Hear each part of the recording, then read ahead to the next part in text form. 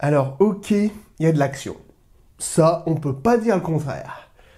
Mais le développement de personnages dans tout ça, oui, non, peut-être, ne se prononce pas. Salut à toi, aujourd'hui tu l'as compris, on va parler de Godzilla 2 ou Godzilla King of the Monsters, comme tu préfères, qui a été réalisé par Michael Dougherty et qui est donc la suite du Godzilla de Gareth Edwards 2014. C'est donc un film qu'on pourrait qualifier d'absolument monstrueux, hein.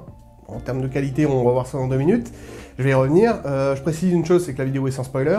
Ce film, ce nouveau Godzilla, cette suite directe donc de Godzilla, premier du nom, et de Kong, puisque c'est Warner Bros est en train de créer une sorte de Monster Universe autour de ça, autour de Kong et de Godzilla et d'autres gros monstres de ce genre-là. En attendant, bien sûr, le gros mastodonte que va être Godzilla vs Kong, qui sort donc en 2020, et j'ai envie de dire, quand on voit déjà rien que les bandes annonces de ce film, on peut déjà se dire que comment passer après ça? Parce que c'est quand même, niveau action, niveau monstruosité, niveau apocalyptique, on est quand même sur du très haut niveau là. Hein. Alors grosso modo, je vais te dire mon avis, j'ai bien aimé le film, j'ai quand même quelques réserves. Comme le précédent Godzilla de Gareth Edwards, seulement c'est pas vraiment du tout les mêmes réserves. Dans le Godzilla de Gareth Edwards, il y avait un gros problème au niveau de la frustration en fait qu'on pouvait avoir, parce que Gareth Edwards a créé un petit peu son univers de Godzilla un peu de façon un petit peu, je dirais, horrifique, c'est-à-dire qu'il était très lent dans le démarrage et dans le fait de montrer justement des combats titanesques de monstres. Et malheureusement, justement pour ce premier opus, c'est que Gareth Edwards nous montrait peu, en fait, les créatures, et souvent, on était dans une situation où le Muto et le Godzilla allaient se battre, et on ne les voyait jamais. Et il a fait ça à plusieurs reprises, ce qui était quand même un gros défaut du film, parce que ce qu'on veut voir généralement, c'est Godzilla en train d'affronter des monstres, quoi. C'est vraiment le truc de base, c'est d'en faire un gros film d'action. Donc oui, dans le premier opus, il y avait une certaine frustration de ce côté-là, mais j'avoue que le côté, développement de personnages, et le côté, on prend notre temps avant de montrer justement tous ces monstres-là, c'était quand même plutôt bien vu. Or, dans cet opus, c'est tout à fait le contraire, c'est-à-dire qu'on va développer très peu les personnages pour se concentrer à fond sur l'action. Ce qui fait que le film démarre très vite, en fait. Là, ici, on nous présente donc une nouvelle famille, qui sont les 3 personnages principaux, qui sont donc joués par Vera Farmiga, Kyle Chandler et la petite de Stranger Things, Millie Bobby Brown. Et ok, on nous présente cette famille donc en début de film, seulement ça va très vite, et j'avoue que le début est plutôt bien géré. Les premières images du film sont plutôt intéressantes, parce qu'elles font une suite directe justement au précédent Godzilla. Et on nous montre ça, c'est bien foutu, mais seulement au bout de 10-15 minutes, on commence déjà à rentrer un petit peu dans les scènes d'action en fait. Déjà c'est un film qui fait plus de 2h10, donc ils ont assez de temps, j'ai envie de dire, pour aussi prendre leur temps et montrer justement tous les monstres au fur et à mesure. Et ils ont justement le temps de prendre justement ce temps pour développer ces personnages. Et malheureusement, c'est assez évasif comme truc, et on n'est pas trop intégré dedans, en tout cas dans l'émotion de cette famille, on n'est pas trop intégré, je dirais, émotionnellement dedans, à part vers la fin du film. Parce que oui, ce Godzilla est un gros globi-boulga de monstres en tout genre, il y en a absolument partout, on comprend les enjeux du film, mais non seulement le gros souci, c'est que, et c'est un petit peu ce que je craignais justement, c'était que les humains soient un petit peu justement responsables de ce qu'on peut voir, notamment dans les bandes annonces, et ce que je me disais, ça allait être un gros souci que les humains soient responsables de l'émergence de tous ces monstres en fait sur Terre. Pourquoi c'est un souci? Parce que il faut qu'on trouve une raison valable de dire que on va libérer des créatures absolument dantesques pour, grosso modo, que l'humanité prospère et renaisse de ses cendres. C'est un petit peu tiré par les cheveux, quoi. Et évidemment, ce concept-là est expliqué dans le film, les raisons des personnages qui font justement ces actions sont expliquées, mais elles sont pas crédibles une seconde, quoi. J'ai envie de dire, ça marche pas. C'est un petit peu vraiment une facilité scénaristique, en fait, clairement, pour dire on va trouver une raison à la con, et voilà, mais en fait, ça fonctionne pas. Ça fonctionne pas à ce niveau-là. Il y a un gros souci au niveau des personnages, justement de ce qu'ils veulent, en fait, de leur but. Non, tu ne libères pas des monstres pour essayer de faire renaître la planète. La planète est pas en train de mourir. Il n'y a pas un si gros problème de surpopulation que ça. Enfin, voilà, faut peut-être pas exagérer, quoi. Dans Avengers Infinity War ou Endgame, le problème de surpopulation avec Thanos était beaucoup mieux géré. On sentait beaucoup mieux son idéologie de surpopulation.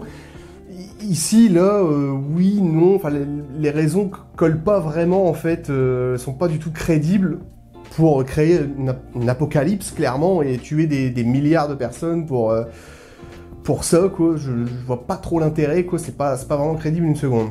Donc ça, malheureusement, c'est un petit problème d'écriture. Après, j'ai envie de dire, même si le scénario est pas ouf, tout est rattrapé, en fait, par l'action dantesque de montrer vraiment des plans incroyables sur des monstres complètement ouf, hein, notamment ce fameux Ghidorah, qui est la pièce maîtresse du truc. Enfin, c'est quand même hallucinant d'avoir un monstre pareil à l'écran. Donc il n'y a aucun doute que les scènes d'action en vaut du bois, et c'est vraiment un film à grand spectacle. On est vraiment sur du grand spectacle façon Roland Emmerich, et ça fonctionne super bien de ce côté-là. Et même si le scénario est un peu foireux sur les bords, et que on est encore dans un gros blockbuster hollywoodien où tous les personnages peuvent se balader en plein milieu de gros monstres qui sont en train de se fighter, et ils crèvent jamais, bon voilà, bon, ça on va passer parce que voilà, c'est la magie d'Hollywood, évidemment. Pour montrer des plans absolument magnifiques, on est obligé de mettre nos personnages tout près de l'action, évidemment. C'est toujours comme ça, mais bon, après c'est totalement irréaliste, mais c'est vrai qu'on a de très bonnes scènes d'action, des super beaux plans au niveau des monstres, et ça fonctionne très bien à ce niveau-là. Et le film a quand même pas mal de plans très sombres, comme le précédent Godzilla. C'est un petit peu ce que je reprochais sur mon Godzilla de Gareth Edwards, c'était que le film était vachement sombre, et surtout avec le Muto qui avait la capacité de créer des ondes électromagnétiques qui coupaient le courant, ce qui fait qu'on voyait plus grand-chose. Après, évidemment, l'effet de Godzilla avec son néon bleu et tout, là, évidemment, ça donne un nouveau jeu de lumière qui est vachement intéressant. Aussi, également, avec Ghidorah, notamment. Et j'ai trouvé quand même le film un peu plus clair, justement, dans les scènes d'action, ce qui m'a beaucoup moins dérangé que dans le premier.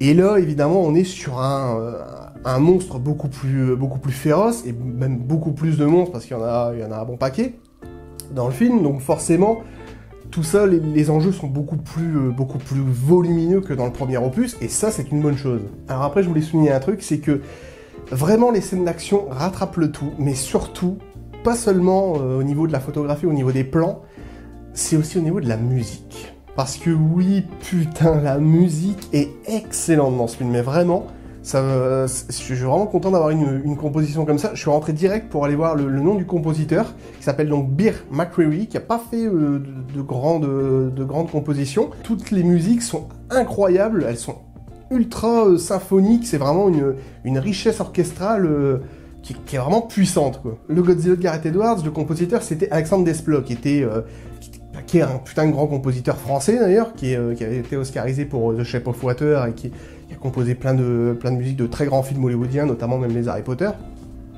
Mais oui, la musique du premier Godzilla était sympa, le thème aussi était sympa, mais je me rappelle pas avoir eu des musiques aussi épiques. Parce que oui, là, Bear McCreary s'est vraiment bien approprié le truc avec les scènes d'action. Justement, c'est pendant les scènes d'action que la musique est la plus impressionnante.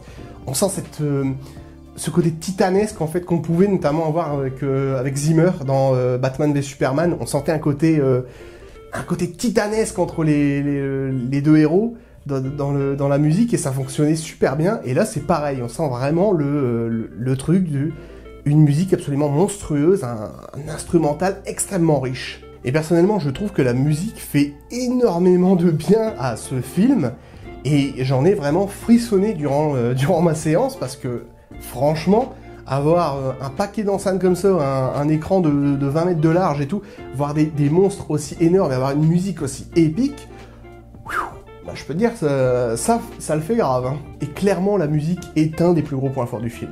Ça c'est indéniable. Je pense que c'est une BO que je vais m'écouter en boucle parce qu'elles sont vraiment oufissimes. Et je dois rebondir sur ce que je disais au niveau du développement des personnages, qu'il n'y en a pas beaucoup sur le début, mais je disais justement que sur la fin, on sentait beaucoup plus d'émotions entre les personnages, notamment entre cette famille, que dans les débuts, grâce justement à la musique, à ces plans épiques, et vraiment la musique est vraiment là pour accompagner et donne beaucoup, je trouve, d'émotions sur le final. Le final épique, quoi, donne vraiment beaucoup d'émotions vis-à-vis justement de cette famille, et moi, on m'a permis d'éprouver un peu plus d'empathie un petit peu pour eux. Parce que c'est vrai qu'au début, voilà, c'était pas trop ça, quoi. Et tout ça grâce à des plans incroyables et une musique instrumentale extrêmement riche. Donc, oui, la musique est quand même des éléments les plus importants dans un film. C'est vraiment un truc qui fait vraiment la différence entre un bon et de bonnes et de mauvaises séquences, en fait, tout simplement. La musique est vraiment impressionnante et nous permet justement de développer un peu plus, je dirais, les personnages émotionnellement, en fait. Donc en gros, oui, j'ai bien aimé ce Godzilla, ce deuxième Godzilla, bien qu'il est très différent du premier, je l'ai dit au niveau de la mise en scène.